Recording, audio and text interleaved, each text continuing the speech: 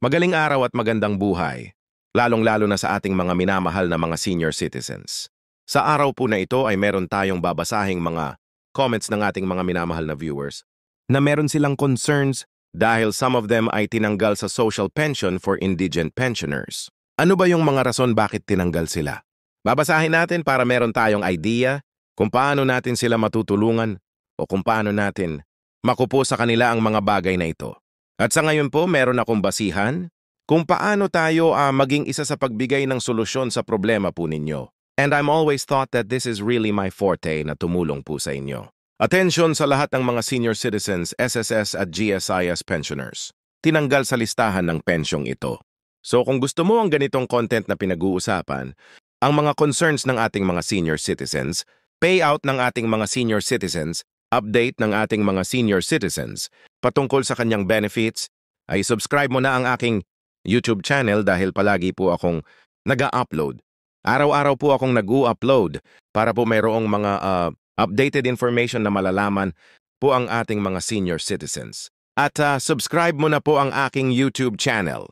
At kung gusto mo na manatiling updated ka sa mga videos na i-upload ko pa dito sa aking YouTube channel ay i-bell notification mo na. And ngayon babasahin natin at tutulungan natin silang ipaalam sa kanila yung dapat nilang reaction or anoong dapat na impormasyon ang makukuha nila ngayon. Ito po ay isang comment ng ating tagapanood dahil siya ay may reaction tungkol sa pagkatanggal ng mga SSS pensioners at GSIS pensioners sa social pension. Sabi niya dito, ang pensi po namin ay galing sa GSIS o SSS ay sarili naming kwarta at hindi galing sa gobyerno. Ito po ang monthly contribution namin noong nagtatrabaho pa kami. So yan po ang ating sasagutan mamaya-maya and proceed tayo sa next na comment. Sabi dito, pinagtrabahuhan naman namin yung pension namin sa SSS. Kagaya ko, 200 lang ang pension ko. Kulang pa sa maintenance ko. Sana may isang batas ng Universal Social Pension para sa kalahatan na ang makatanggap once na senior citizens ka na. And meron naman po siyang point. And now let's proceed sa pangatlo po na tawag dito na comment. Galing sa ating mga viewer. Sabi dito, siya po ay mismo ang tinanggalan. Sabi niya dito, ganun din po ako tinanggalan dahil may pensyon. Daw ako sa SSS dito sa Masbate, sabi ni Live Victoria Banatasa Basta-Bister.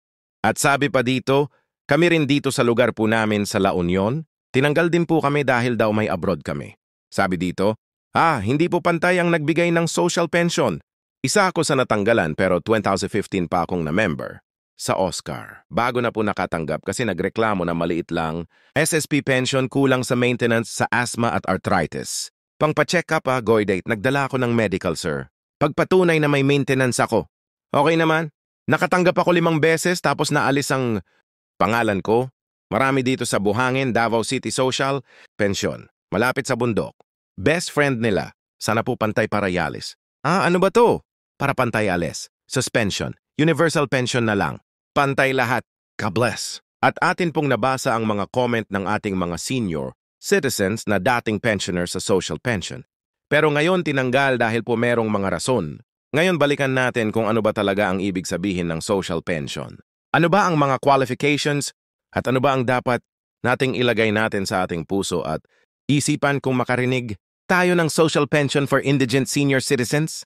Sabi dito, para ma-qualify po tayo sa social pension for indigent senior citizens sa Pilipinas, kinakailangan ng isang tao na matatawag na pensioners ay may edad na 60 years old and above. So dito qualification po, kinakailangan siya ay frail, masakitin at merong disability. At ito pa po ang klaro po na minensyon po dito sa social pension na qualification na dapat wala pong pensyon na tinatanggap sa gobyerno or sa private insurance or a regular source of income or support.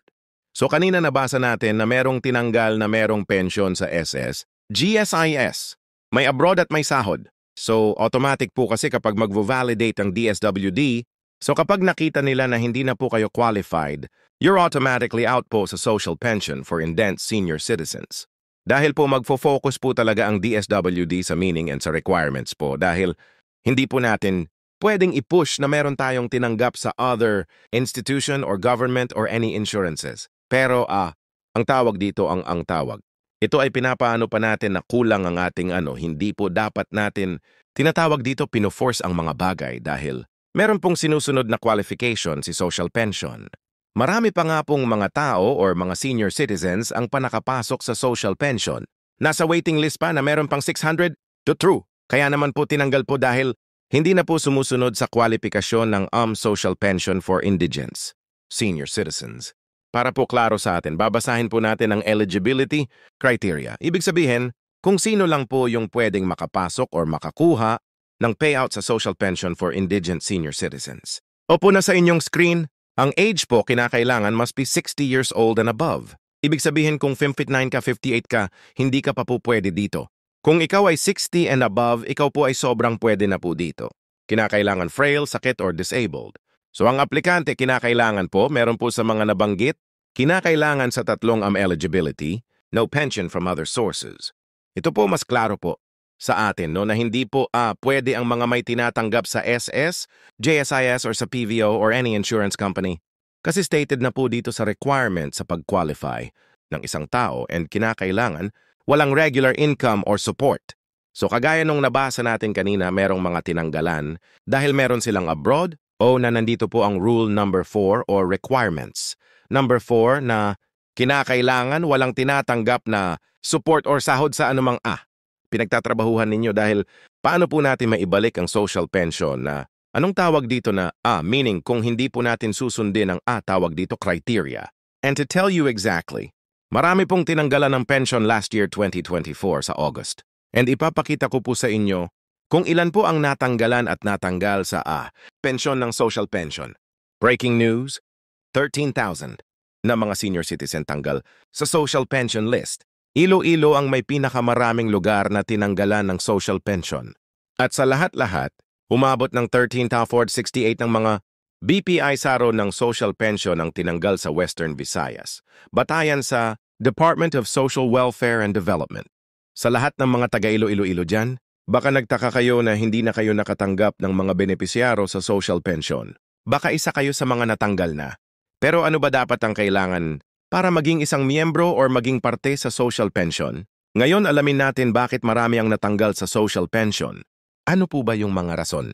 Batay sa pag-validate ng DSWD, nakita nila na may 1327 na tumatanggap ng pension galing sa SSS and GSIS. 830 ay tumatanggap pa ng honorarium or sahod. 331 tumatanggap ng regular na support sa kanilang pamilya. At yung iba ay namatay na. Yung iba naman ay nag-iba ng location na kanilang pinagtitirahan.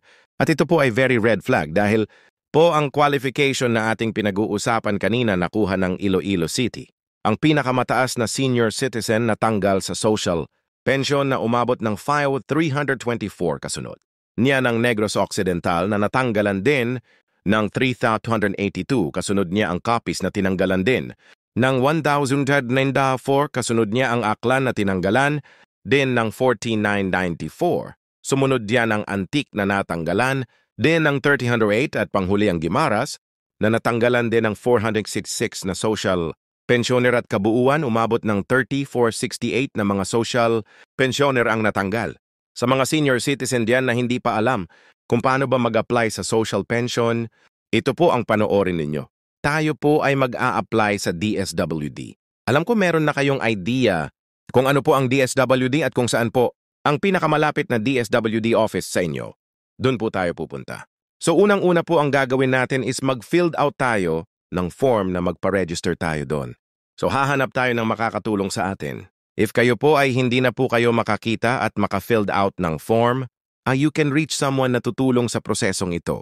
Pwede po kayong magpatulong sa iyong mga anak or sa kung sino pa. Yung pwede mong lapitan at pagkatapos na mag-fill out ng form na ito. So ang gagawin is mag-validate po iyon kung ang ginawa mo ay tama. Kung ikaw po ba yung tao na yon na nag-file ng a social pension, pangalawa is kinakailangan pong magdaan kayo sa interview. So sa interview ang basic questions. Kung totoo ba yon o hindi. So yun naman po ang mga malagay na details po sa inyo. So pangatlo, ito po ang gusto ko pong i-clear sa inyo. Baka kung ano yung nilagay mo doon sa form. Kasi ngayon ang nalagay sa isip nyo na ako ay isang senior citizen na at automatic na akong makapunta at mabilong sa mabigyan ng mga ayuda or mga benepisyong ganito. So you need to do the process po. Magpa-register po muna para malagay po yung pangalan po natin. Take note na ang social pension po ay mayroon lamang pong slot or mayroon pong mga indicated, mga ilang slot lang po para dyan dahil punong-puno na po ang social pension na benefits. Napakarami na pong nakapag-apply at mga kwalipikado, mga beneficiaries sa social pension. Kaya ang gagawin natin, kinakailangan tayong mag-antay ng ilang months, years before tayo makapasok sa social pension. Kaya maraming mga nasa waiting list. So kung mabakante yung isang slot, so mayon isa naman ang ipasok. So hindi ibig sabihin po na pasok na kayo sa qualifications ay makakapasok po kayo kaagad, hindi po gan. Kinakailangan pa po na mag-antay tayo na mayroong slot na ma-open para naman tayo na maka-avail sa benepisyong ito. Alam kong napakarami pa nga hindi miyembro sa social pension and I hope na mabakante. Yung iba para naman masanggap kayo ng benepisyo. Ngayon pag-uusapan natin magkano ba ang matatanggap sa mga beneficiaries ng social pension. So enacted in July 2022, ang dating 500 po dinoble at naging 1,000 na po ito ngayon. At saka laking tulong na po yan sa mga senior citizen. Kasi po ang mga senior citizen meron na pong mga maintenance and they really need this help na galing po sa kung saan man nanggaling. Baka kayo ay magtatanong kung kailan nga ba ang payout nito? Nung dati every quarter. Ngayon po, ginawang every 6 months na po before mag-payout. At yun nga, yung bago palang payout is nakatanggap yung mga senior citizen na mga beneficiaries ng P6 euro. So it might be ang kasod po niyan is mga November po ang kasunod na payout ng mga social pension na benefits beneficiaries. So sa ngayon is every 6 months po ang payout pero yung iba gusto nila na maging quarterly. Nalamang ang pag-payout nila para siguro medyo matagal-tagal lang 6 months no. Pero okay kayo na maging na lang every quarter na lang talaga. So according isang dito sigatala na parang ibalik talaga sa quarterly. Akala nyo nakalimutan ko yung requirement sa pag-apply? Hindi po. So ang una nyong gagawin is pumunta po kayo, dapat pala sa OSCA or kung saan, po ang pinakamalapit na OSCA office sa inyo para sa pagpa-register doon kung ikaw po ay isang senior citizen na. So ang dadalhin nyo po doon is senior citizen ID or kahit anong mga valid ID na naka-indicate po doon ang araw ng iyong kapanganakan. Pangalawa po is birth certificate. Napaka-importante po. At yung sinasabi ko kanina, yung pag-filled out ng social pension application form. At kapag may bakante po or may slot po na may ibigay sa inyo, yun po napakalaking tulong na po yun sa atin. At ngayon, meron nga yung universal social pension. Mas mabuti ngayon na nakuha nyo po ang punto ng video kong ito na na-explain ko. Punang tama kung ano man yung dapat ninyong marinig. Maklaro sa lahat po ng mga tanong po ninyo or concerns po ninyo sa mga comment ng ating mga viewers. And this is one thing na gusto ko pong iklaro sa inyo na yun po ang dapat nating sundin. Kung kayo po ay nagrereklamo dahil ganito-ganyan, ito po yung basihan nyo dapat. Huwag nyo pong basihan yung gaano kakunti po dahil mayroon pong sinusunod na po si social pension. Kaya naman every now and then nagvo-validate po siya. Social pension po dahil napakarami pa pong mga tao or mga senior citizens ang hindi pa nabilong sa social pension. Kaya naman po just to understand po situation and pag-pray natin na merong mga magbubukas na mga batas para po sa lahat ng mga senior citizens na walang pinipili na pong makatanggap ng mga pensyon. And that's it for today. Kung nagustuhan mo ang aking content, just comment down below kung meron ka pang gustong ipaano sa akin ng mga bagay-bagay. And God bless! See you again next time susunod na mga vlogs na aking upload aking YouTube channel.